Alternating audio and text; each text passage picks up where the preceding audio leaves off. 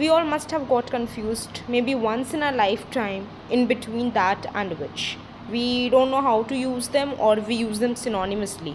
So let us find out the difference between them today and know how to use them. That is always used when a detail is important, like it tells us which particular thing we are talking about. Now see, जब भी आपको ऐसा लगे कि कोई एक चीज़ बहुत ही important है या फिर मैं एक स्पेसिफिक चीज़ के बारे में ही बात कर रही हूँ, तो फिर मैं दैट यूज़ करूँगी.